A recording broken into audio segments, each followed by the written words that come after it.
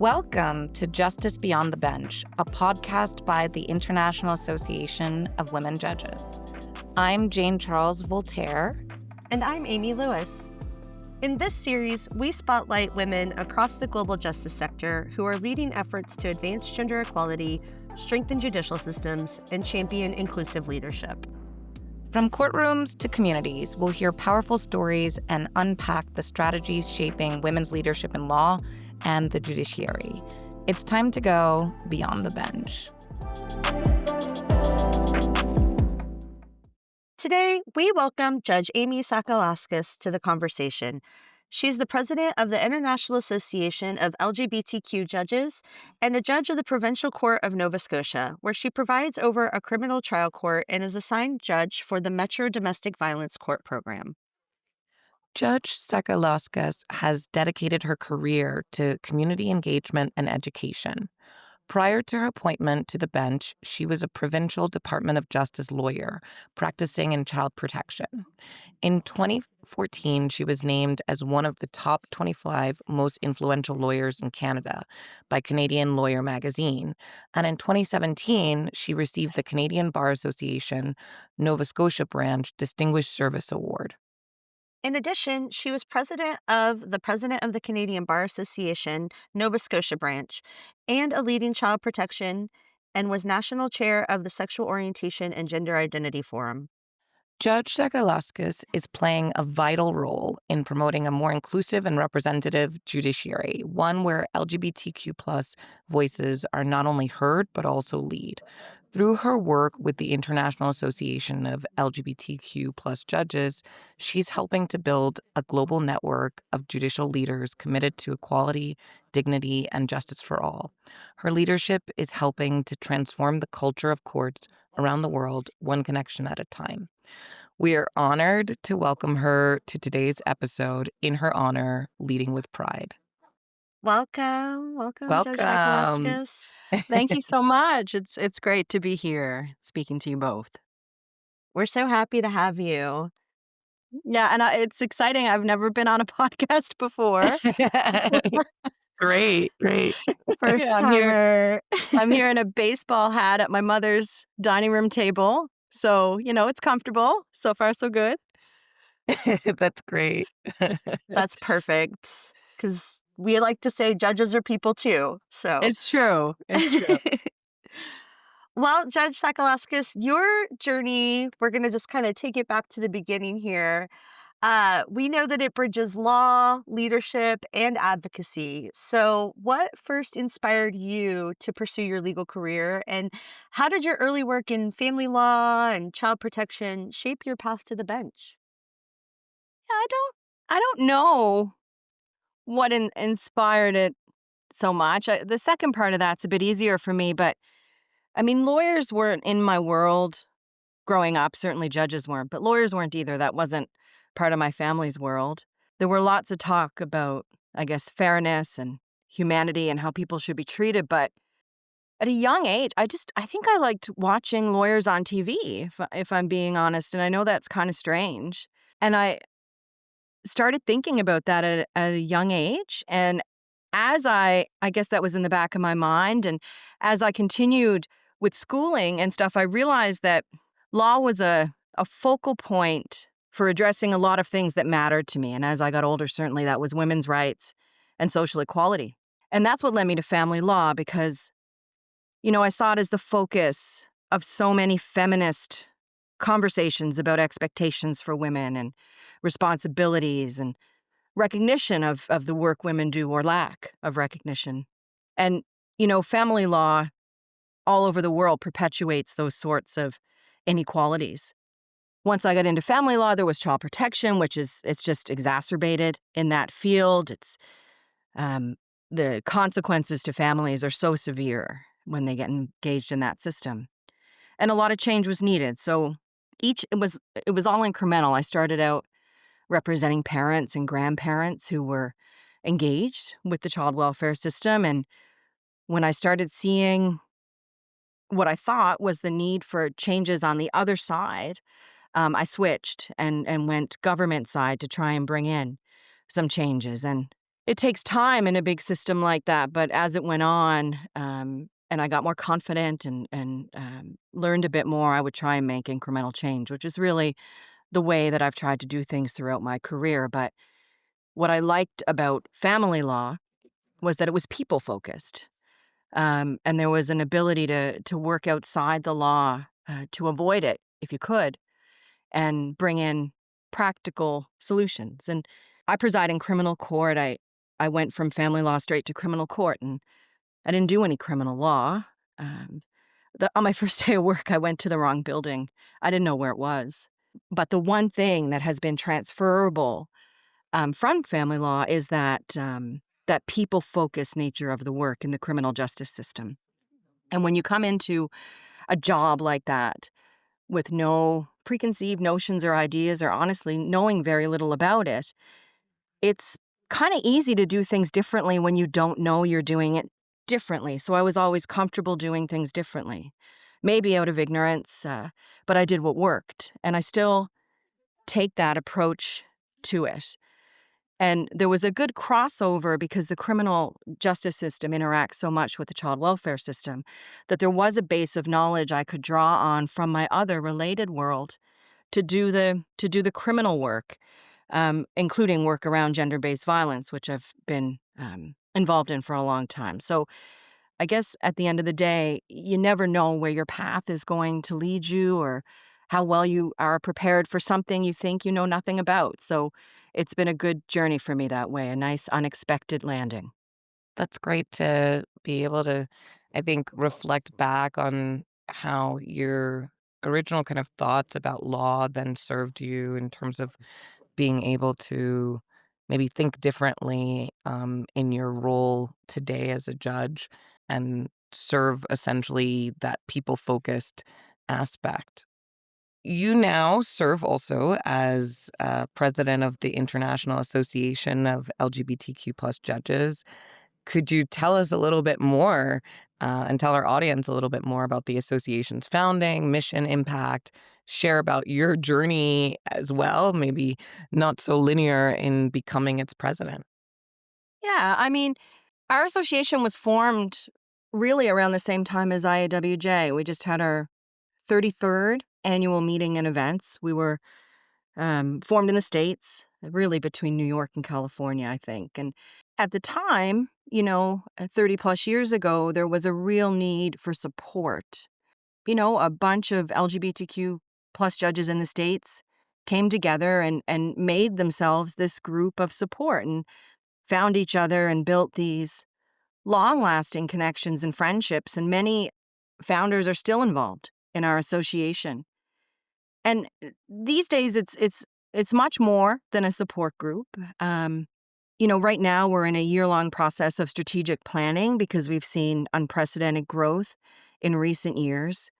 And like all membership associations, we need to listen to our members. We need to learn and adapt and continually grow. And I think back to my first in-person meeting of LGBTQ plus judges, and it was in 2018, and that's when we added the Q plus. We're always reflecting on these sorts of things. And as far as our objectives, I think they've been the same for as long as it's been around. But certainly it's about advancing equal treatment for everyone in our courtrooms and increasing our own visibility as LGBTQ plus judges and judicial officers. We're open to both as role models and as resources to those in the community.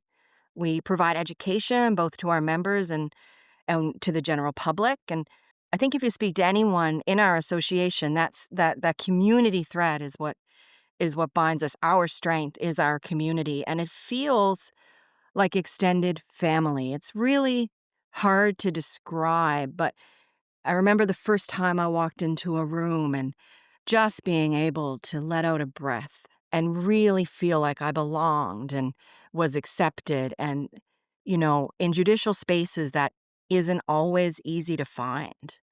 But this is a group that early in the pandemic, it was 2020, shortly after it hit, everyone was so isolated, and we started these weekly Zoom discussions. We still have them. We've never stopped. It doesn't matter if it's a holiday or what's going on. There's no plans to stop. So every Thursday, we all come together and we talk about work and we talk about our lives and our families. And it's become a really important space for both personal and professional friendship and support. And in addition to that informal piece of things, we offer continuing education online. We do an in-person institute every year. We give scholarships to law students and try to support new lawyers. And we offer several programs for aspiring judges from our community who need some who have some questions, I guess, if they're considering a judicial career. We've just launched a nationwide mentorship program with the Canadian Association of LGBTQ2S plus lawyers, um, for lawyers in this country, where I'm in Canada, looking to potentially come to the bench. And we collaborate. We collaborated recently and launched a bench guide in the U.S. Really comprehensive bench guide with the National LGBTQ Bar in the U.S. And we're currently, most recently, working with legal and judicial organizations in Europe to bring similar things over there. And it's that international piece that we're growing, and it's complicated. I'm sure you know, in international associations where there's, vast geography and cultures and viewpoints, and sometimes it can be hard to see where the commonalities are. But I find we have more than we don't. But for an LGBTQ plus organization, there's another layer on top of that because so many people in our community cannot be safely out or really even safely be a member of our group. So we take safety very seriously, and we've always had to do that. For many LGBTQ people, they may or may not be out, but they're certainly not being out and being appointed as judges in the numbers that we would like to see. So it's delicate situation to navigate, and people's lives are literally on the line. When I got involved with LGBTQ plus judges, it was on a membership level. Growing out of the States and just the population in the States, it's always been United States heavy, and we were looking to expand internationally. And that's where I came in and eventually joined the board and, I found myself in a position where I was being supported to go forward as president. And I just finished my first year as president. And the great thing about our association is because it feels so much like family, people stick around after the fact. So I have all these great past presidents that help support me through it, and I'm now about week 2 into my second year as president of the association. Well, congratulations. Congratulations. Yeah. Thank you. Well, That's such a great accomplishment. I think what you say is very timely, and oftentimes in the queer community, we talk about our chosen family. And Mhm. we also talk a lot about how judges or being on the bench can be very isolating. And so you talk about community being the thread that binds you and being able to breathe and feel like you belong. And I think that's something that even outside of the judiciary, right, that is so Right. important for LGBTQ people, so important for us as queer people to feel like we can come together as a community and be able to take that breath. And you talked about building this kind of global or international community and being united a bit more by what actually you have in common, even despite those differences. But I was wondering if you could tell us a little bit more about what does it mean to build a global or international community of LGBTQ plus judges, and especially given current legal and social climates, why is that Yeah. really even so much more important right now? It's funny, once I think it's more important than ever, I guess. And I think there was this period of what do we do with ourselves, certainly in North America, once marriage equality and all these other sort of rights came into being. And I've always been worried about complacency. And I'm worried about complacency a lot these days. I'm raising a couple of teenagers. In this country, they haven't lived a life where there hasn't been things like gay marriage and just fully open on all these sorts of things. And even in jurisdictions where our community has seen such tremendous acceptance and progress, we are still seeing a backwards shift that I think is surprising to a lot of people and exposes our vulnerabilities. And my heart breaks every day for our trans sisters and brothers and what they're going through globally in many places always. And it's kind of backlashed now. In other places, they've never been safe. And many of our community members have never been safe or able to fully live their authentic lives. And it's up to us to show up for each other. I mean, that's what family does, right? That's what community is here for. And we're in a situation where, people in power are literally trying to erase our family members. And although we're limited in what we can do as judges and judicial officers, there's a reality that we do have a responsibility to do what we can do within the confines of judicial ethics and judicial independence to keep that from happening.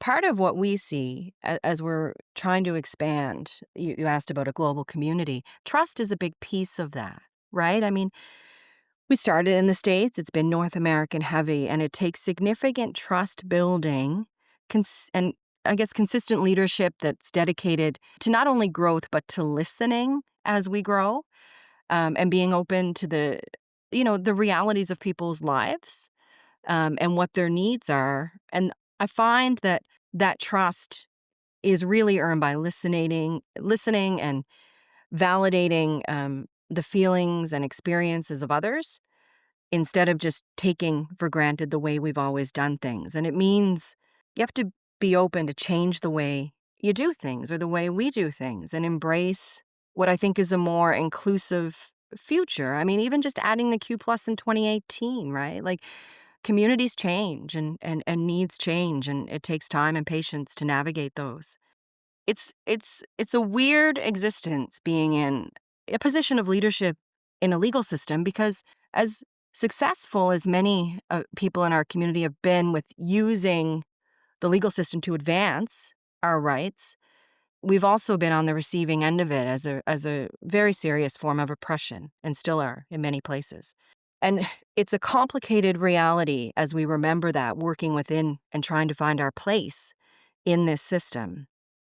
And we're in a time where we're layering on that, where judges across the globe are crying out about the importance of the rule of law, cautioning against its, really well publicized erosion in the last couple years. And it is marginalized communities like our own who will suffer first in the face of that. So we're trying to protect, I guess, this progress that we made. And, I'm talking here with women, like, women's organizations and IWJ. And the reality is that all those issues we've been raising, the progress we've made on gender equality for women and other gender minorities are often first on the cutting block in these times, right? So when I think about that, I think about our young people. And particularly, I think about our LGBTQ plus young people because it's not just in my area of the globe, but across the whole globe, the younger generation is identifying as LGBTQ in some way in unprecedented numbers. And they are an extremely vulnerable group. We often, in our women's circles, focus on things that touch on our community a lot, like human trafficking and intimate partner violence or sexual harassment, discrimination, sextortion, cyber violence. And when we do those, there are special vulnerabilities for the LGBTQ community, which is a growing community.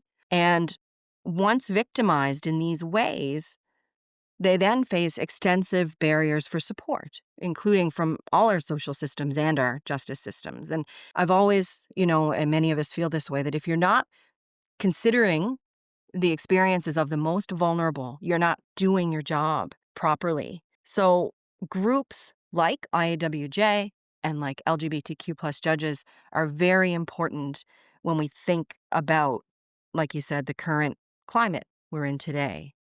Certainly. And in so many ways, as you were just highlighting, if we're not doing the most for those most vulnerable, we're really not responding to the needs of the communities that we need to be protecting and that we need to be serving.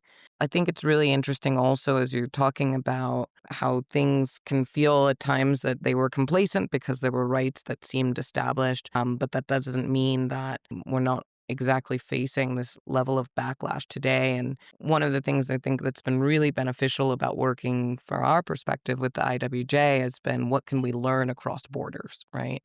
Right. And how can we build up resilience from lessons that other countries, other jurisdictions can teach us. Do you have any kind of examples, perhaps, and that you could elaborate on of how you've been able to see some of those learnings, maybe from building cross-border alliances that could benefit both LGBTQ plus groups, but also other underrepresented groups in the judiciary? Yeah, I think what we learn is that, groups that struggle in these spaces, the bonds that we share, and in this case, I'll say as LGBTQ plus people, are strong bonds, regardless of where we live. And that has struck me. I mean, this was the first, I guess, real international group of LGBTQ plus people that I've been a part of. I've done a lot within my own country, and just the commonalities in our stories and our struggles and our feelings about our lives and what's happening in the world do strike me, and that is such a solid foundation to build that community we have, but also to do work to help each other and support each other. And I come at this work from a place of relative privilege, not just as someone who was able to go to law school and become a judge, but I'm a cisgender white woman in a country with many protections for me and my family. And I think, I really do feel that sense of responsibility to do what I can as a member of this community and advocate, for others who can't. And I like to tell myself who can't yet do it for themselves. But what I've learned is that we have to listen to learn where people are and how to offer them safety or whatever else they may need, if they want to engage with us, and to let them lead with the knowledge of where they are in their jurisdictions, which is oftentimes very different from where I am in mine. And it is very delicate work, and can be quite slow going. And even as a member of this community, there's so much we have to learn about each other when we engage in this work together. Absolutely, and I think what you said about listening, learning, meeting people where they are, and obviously safety being so paramount. But this is delicate, often slow work, and as you referenced before, sometimes it feels one step forward, two steps back, and in the West, but in many other places around the world as well. And, there are, in some places, some protections, and others, there's still a lot of criminality around it. But I'm wondering if you have seen a shift in how judicial institutions engage with LGBT people or LGBTQ issues, and what you think might still need to change in that sphere. Yeah, I mean, I think in the 30 plus years since our association has been around, there's obviously been in where we're the prominent space we're at in North America and scattered throughout, an increased acceptance of our community. So certainly, I wasn't there 33 years ago, but I'm sure there would be a lot of people who would talk about that. And we've seen over the years an increase in partnerships with us as other like-minded equality-seeking organizations, and there's lots of bar associations, for example, and that have a judicial space in them, wanting to partner and seeing that there's a lot of commonalities in the struggles that we face for equality, and we can work together. We've seen, even in my own small part of the world, there's a lot of judicial education about interacting with members of the LGBTQ plus community in our courtrooms and in our justice systems, because as I said, has been we are overrepresented. Our youth are overrepresented in child welfare and criminal law. Trans people's lives are highly policed and criminalized, and our community finds itself in the court more and more not only because of those reasons, but also because, with gay marriage came gay divorce. And, with gay adoption, came more diverse families. And now we're on the other end of this, where more and more that those families, those relationships are open in our courtrooms. And I do find that people who do this work want to do it well. They want to understand the people they're working with. And certainly judges want to interact appropriately with everyone in their courtroom. And they're more open, I would say now, to recognizing that, it's like that old saying, you don't know what you don't know. So I find there is a lot of requests of our association and generally just of our members with their own judicial circles and their own benches to talk about these things and give that sort of education. And a lot of us feel very strongly about that. I know myself and my colleagues, because when we were coming up in this system, I wouldn't say that same appetite was there. And we didn't have people to turn to for these sorts of discussions. So it's a nice position to be in right now to be able to give that back. That even if there are, these pockets of resistance to our reality, there is an appetite to do things right by this community and many other diverse communities. And I think that's part of our justice systems trying to look at what they do in a more nuanced way. So I hope that continues. But I've seen positive changes, at least where I'm at in the world, on these things.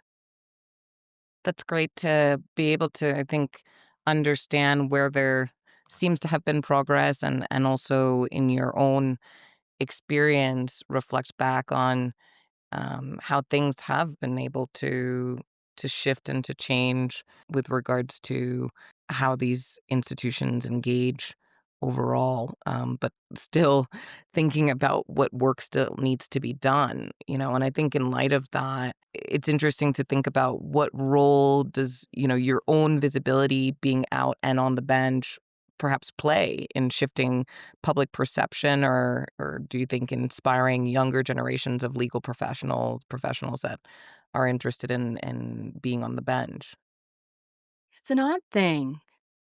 I've always been uncomfortable with the idea of visibility or out, and I know it's a real thing.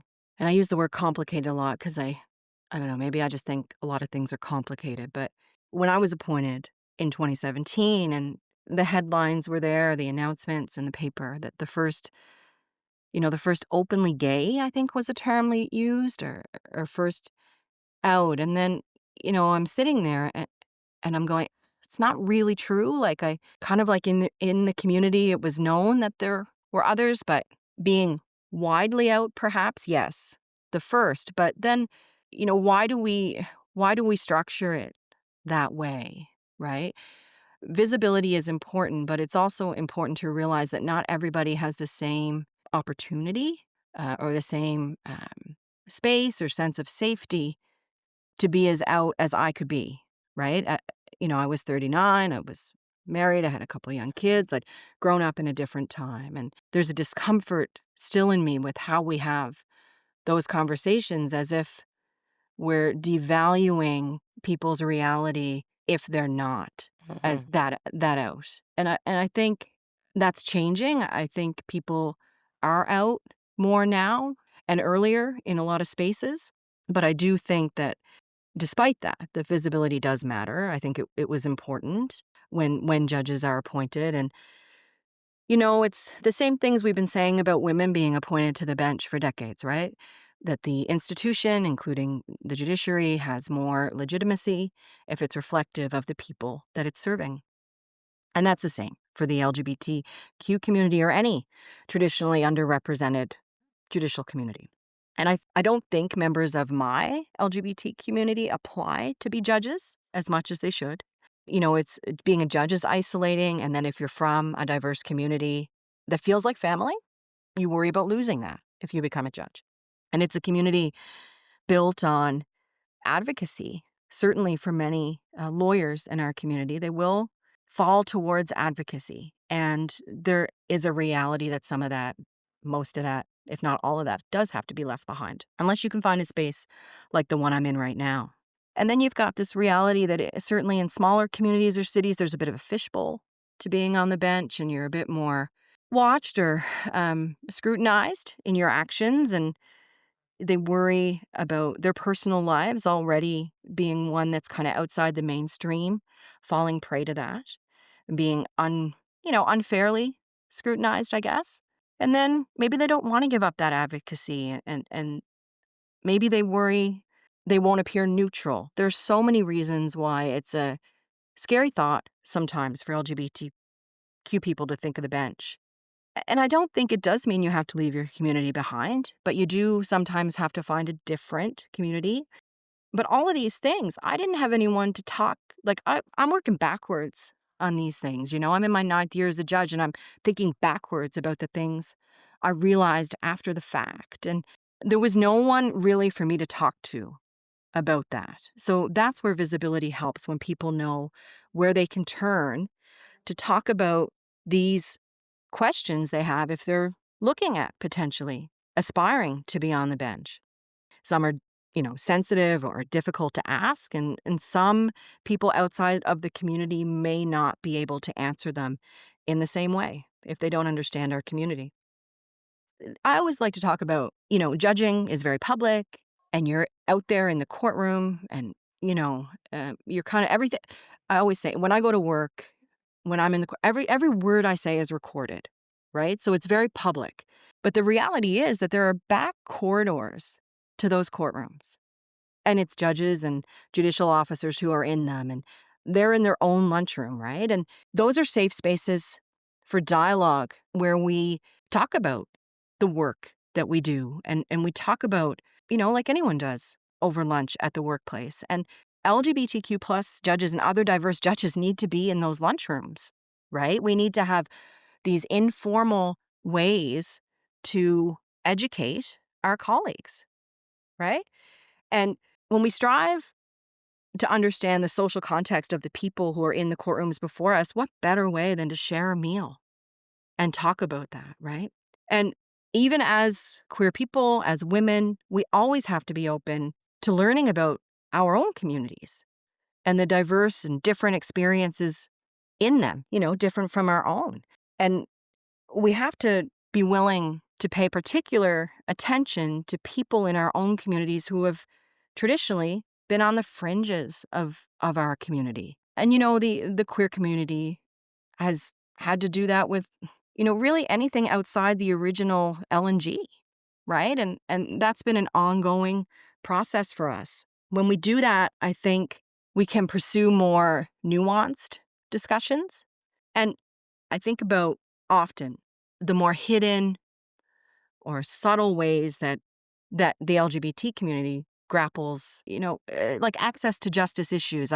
So I sit in a domestic violence court as part of my assignment, and it's a teamwork approach, and we offer services and supports to kind of get to the root of violence. Like a trauma informed practice and gender based stereotypes and all those things. And the idea is that you try and hold people accountable while repairing the harm that they caused. But in order to come into domestic violence court, you have to be willing to say you were in an intimate partner relationship. And if you're not in a place as a queer person where you can do that, you're not going to get the benefit of those services and supports. And that's like a hidden barrier to this, right? Only when we have people who have more than a sort of surface understanding of the community can we have those more nuanced discussions and really try and get to the basis of these sorts of challenges. I mean, in the same way that if you're part of a community, you know about the services and supports that are out there for your community. Those are important for judges to know, right? So all of these things as a visibility piece, I see as key. And it's kind of that approach. I often look at the practical realities of things as opposed to just the surface sort of knowledge that there's a gay person on the bench. But what does that really mean in practice? That's a really good question. We talk about a lot about like what does representation look like or what does visibility look like, and as like being out, coming out is a privilege in many places, if not everywhere. and is a process, right? It's not a one-time thing. It's not something you do once and then it's over, and there is a process of becoming, if you will.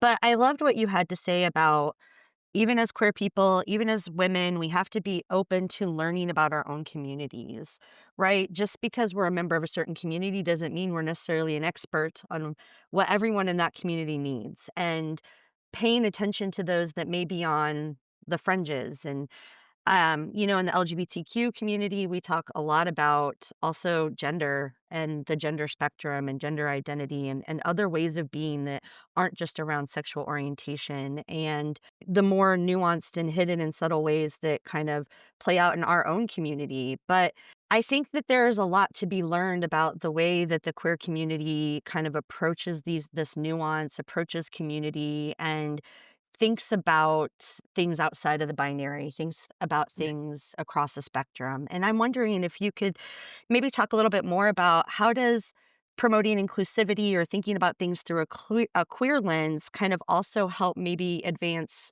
gender equity or kind of expand that spectrum?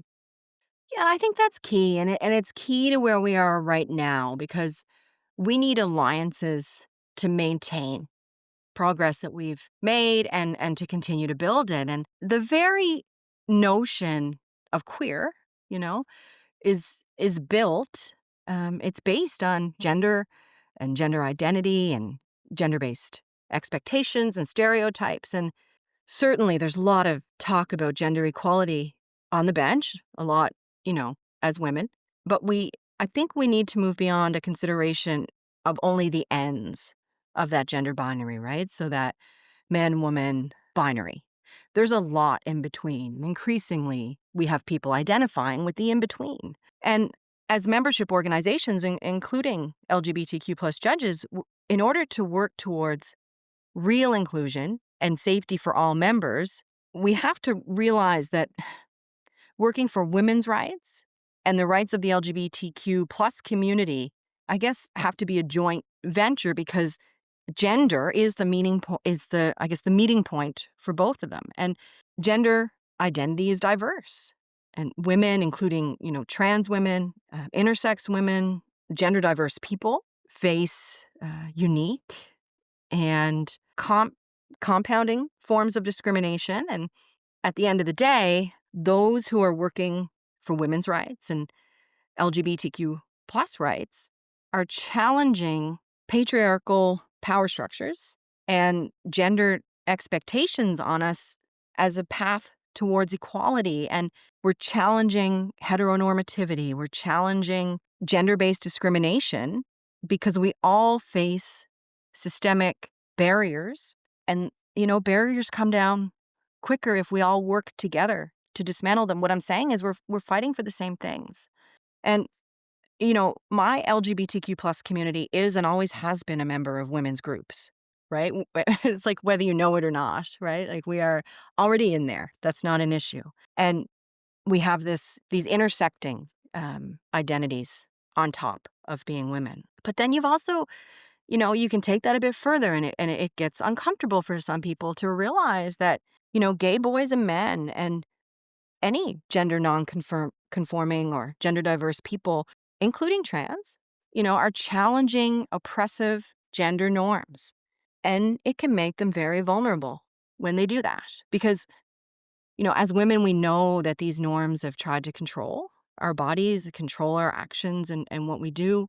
They've tried to define what femininity or masculinity looks like. And certainly in the LGBTQ plus community, that's a big point of what people see as a threat of our community. And at the end of the day, it results in, discrimination. It results in violence against both our communities.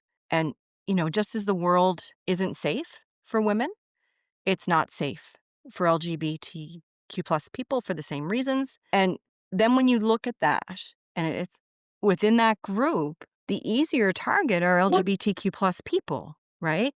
For people looking to maintain the status quo, they can point to us with tactics to try and divide us, right, in our equality work. And it strengthens them and it weakens us in the work we're all trying to do because, I was recently having this discussion with a friend, and she reminded me, she said, a place that is safe for LGBTQ plus people is a place that is safe for women.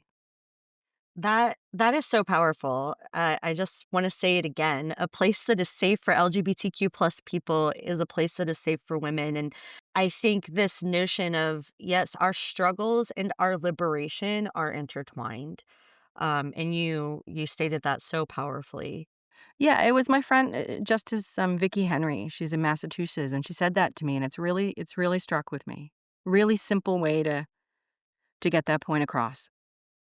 And there's certainly a lot, as you kind of have gone into, that can be learned from the experiences, as you mentioned. Women have always been a part of these multiple communities, but and have understood the ways that norms have tried to control our bodies and our identity. But there's continuing challenges for those that are exactly challenging these kinds of gender dynamics and understanding and being part of these groups. So, one of the things that we're trying to do with this podcast is also understand that ultimately, in any of these journeys that our guests have had, that they've had maybe others that have influenced and led them, inspired them. Can you talk a little bit about maybe people in your life, whether on the bench or in your personal life, that have influenced your career, and your vision for change? Yeah, I mean, I think, like so many of us, it starts at home, right? So, you know, I had parents that instilled this idea in me, that nobody's better than anyone else, and we treat people the way we want to be treated, and it was just consistent from such an early age. And at times we lived in neighborhoods where things weren't fair, and the fairness was pretty apparent, and they would point it out and explain it to me, in a child appropriate way. So I grew up with this kind of notion of fairness and just wanting to live my life, I guess, along that lines. And I think for me, when I think about the work I do now. When I came out, I came out my first year of law school, and that was 1999. And it was a time when there were a lot of discussions. Certainly I was in Canada, and a lot of discussions about LGBTQ rights, and the courts were very prominent in that. So as I was coming up in the law, as a first year law student, when you're thrown into that and you're immersed in it all, I was also thrown into the LGBTQ plus community. And I've thought about that over the years, in that my coming up in both was very enmeshed. And a lot of the leaders I was seeing that crossed both those worlds are what stood out to me. What I would see is queer lawyers using the space they had to try and make things better for our community, right? And at the time, they were going against the grain and making a lot of firsts to be able to do that. So it was trailblazing, and it was, to me, they were heroes when I saw that. And I think of Canadian lawyers like Susan Ursel and Douglas Elliott, who were counsel on so many of those early decisions. And I don't see, big famous people on television or that sort of thing. I see these people that are doing their jobs and taking on extra because they have a special sort of place and skill set and privilege that they can use to do that. And to me, that's integrity, and that's living your life with this conviction and integrity, which is what I've always wanted to do. And just use whatever you have at your disposal to try and make things better. And, for those of us in this space, that is legal training, and knowledge and access to a system that to many isn't accessible or understandable. As, president now, I think of my friend, Gary Cohen, who recently retired from the British Columbia Provincial Court, who is the only other non-American president of LGBTQ plus judges. And certainly I look to him for a lot of advice still. But my takeaway from that, when I look at all these people, is that wherever you are and whatever space you're in and whatever restrictions you have on you, there is room to try and advocate for equality and social justice. I mean, I did it as pro bono counsel when I was a government lawyer. And now as a judge, I can do what I'm doing with the association and speaking with you in these sort of judicial spaces, and there's still, a role to play for that. Completely. And I think it's really interesting, so many of our guests have also talked about, the values that they learned at home, as well as, yes, people that they've met, throughout their career journeys that have really stood out to them and given them inspiration, in moving forward and in terms of eventually serving in leadership roles, either as presidents of associations at the national, regional, or international level, but also other roles, and really appreciate what you said in terms of integrity and people, not only taking on, their day job, but also thinking about how they can do the extra and how that really as a means of integrity. Yeah, and I mean, you can't be all things to all people, right? It's not everybody's interested in what happens in a courtroom, and that's fair. Mhm. But I think seeing people acting within their space and within this diverse space is important. And we're in what we call a justice system, and people see judges as the people who are, doling that out, right? The people who are giving justice. And I remember years ago now, my kids were young, and they have like Girl Scouts or brownies, we call them here for the little ones, like a career night where the moms would come in, you know, and the kids would come around to tables and they wanted you in your uniform if you had one. So I had on my robes. And there were police officers and realtors and airplane mechanics and everyone, a record store owner. There was everyone who was cooler than me, right? But one kid, she came running across the room, so excited, barely able to hold in the words. And she looked at what I was wearing and she yells out, "Are you a wizard?" And I thought to myself, no, I sure looked like one, You and should have said but then I yes. thought to myself, and I've thought about this often over the years, like, I am not a wizard, but some days I feel like I need to be, or that people expect you to be because you're in this justice system, and what justice means or looks like depends on, are you a victim? Are you an offender? Are you a family member? Are you from a community? Are you from a diverse community? It's never going to be justice to everyone, unless you can be a bit of a wizard in the work that you do. And I think when we find ourselves with that enormous weight and responsibility, and I think if you're in this job and you don't feel that enormous weight and responsibility, there's probably a problem. So I'm glad to feel it. But drawing on the people around you that can help you through that becomes very, very, very, very important. I think that makes sense, especially with everything that you've talked about in terms of community and drawing on people around you, that's across the spectrum, right? Not necessarily just our queer community.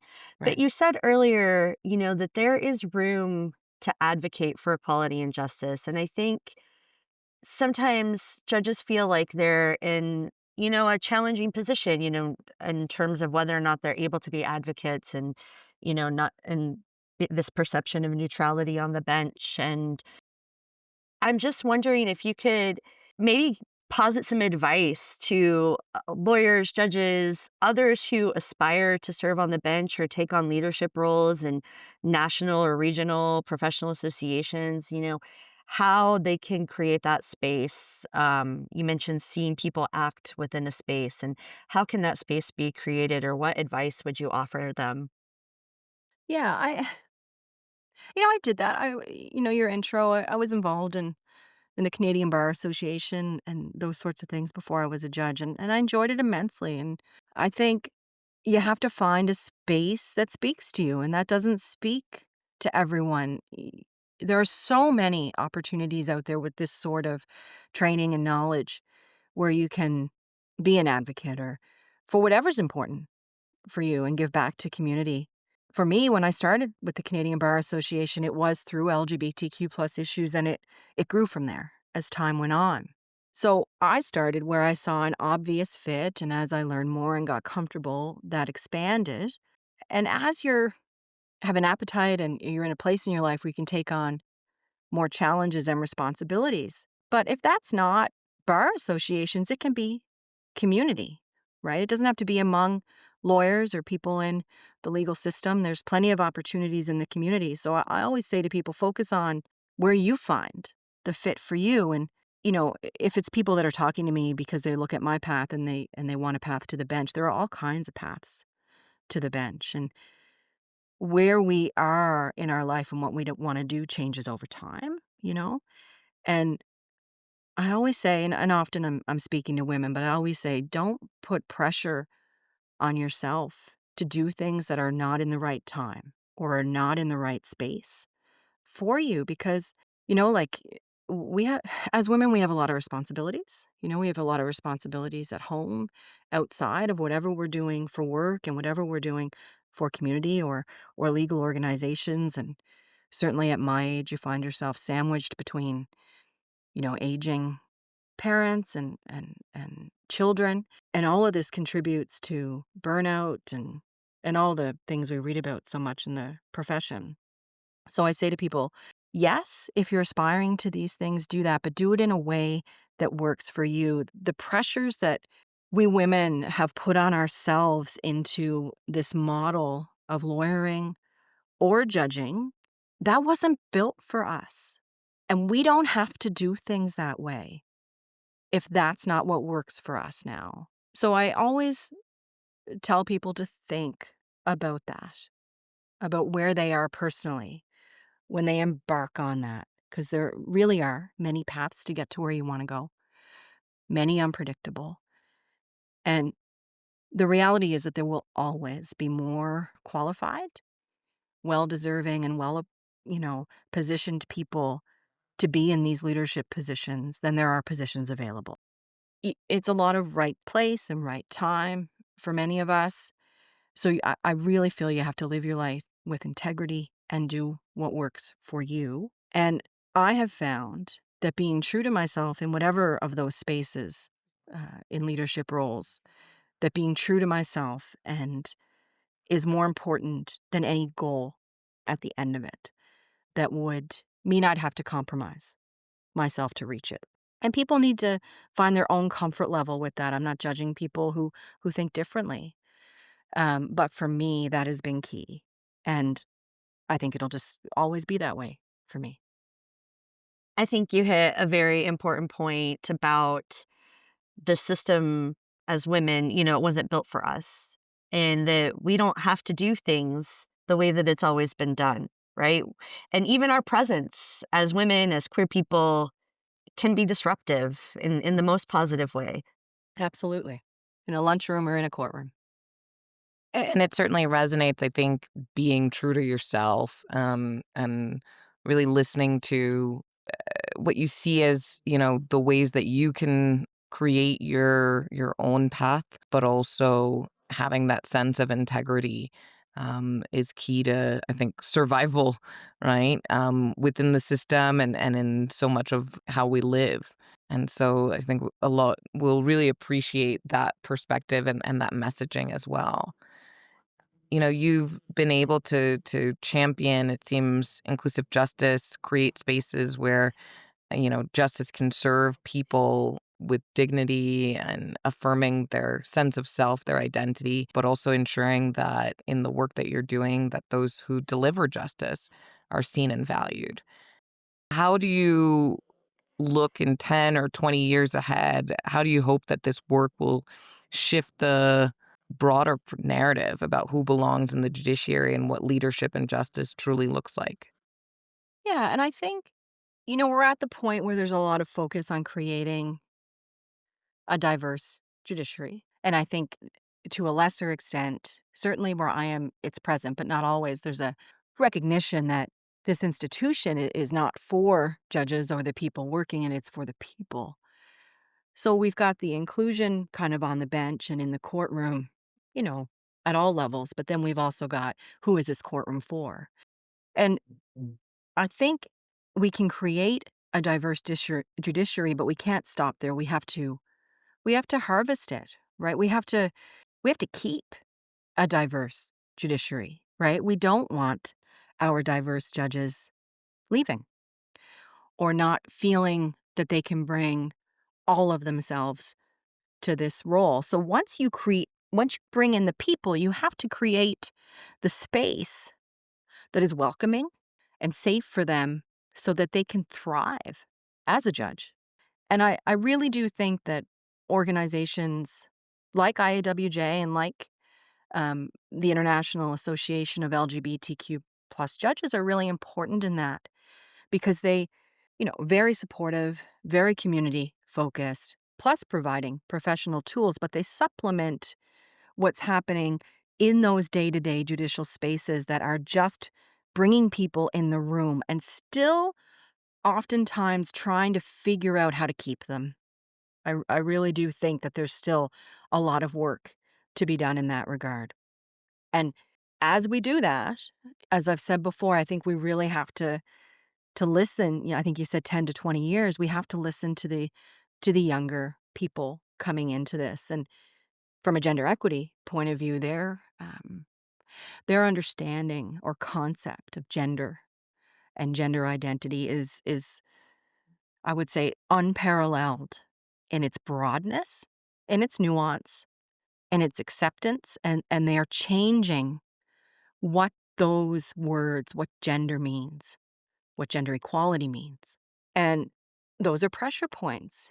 Having diverse judges in the room is a pressure point. Discussing what gender identity means today is a pressure point. And when you're navigating changing times, you're bound to have to navigate pressure points together as a diverse group. So I hope that we build capacity to do that. The judiciary and judicial spaces are not good at change. They haven't had to grapple a lot with it until now. And what we need to do is recognize that we need to work together and not allow people to, I guess, pit us against each other as we try and navigate, an important space for everyone together. Definitely. And you said something that we also talk about a lot, which is creating the space for judges to thrive, right? It's not always just about representation, right? It's about what happens when you get to the bench, when you get to a leadership position.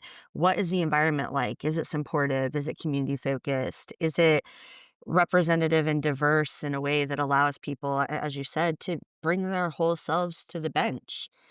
And I think when we think about the nuances of gender or sexuality, that there is more than just the visibility that we talked about. There's more than just the numbers, but it's about creating this enabling environment.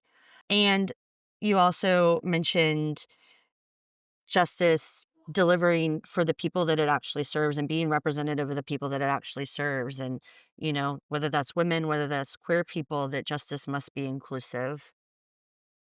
We do have one question that we like to ask all of our panelists as kind of our final closing question, if you will.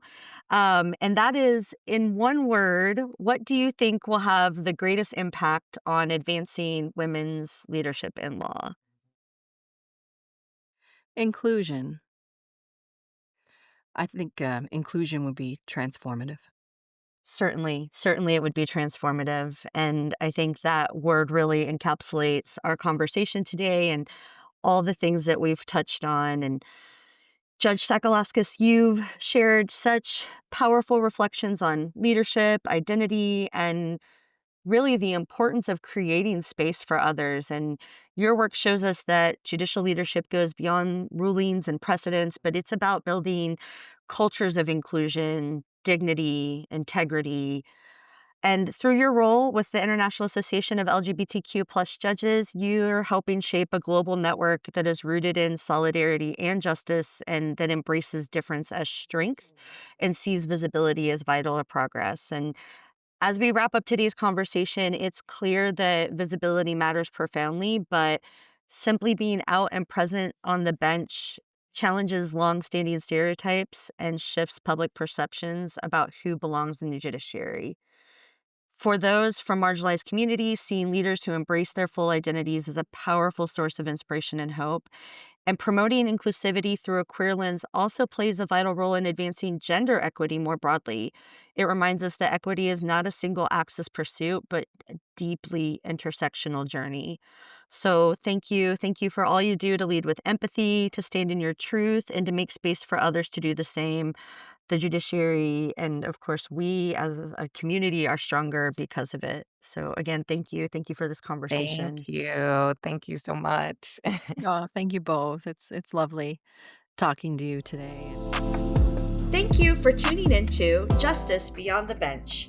If you enjoyed this conversation, don't forget to subscribe so you never miss an episode. Want to learn more about our work and support our mission?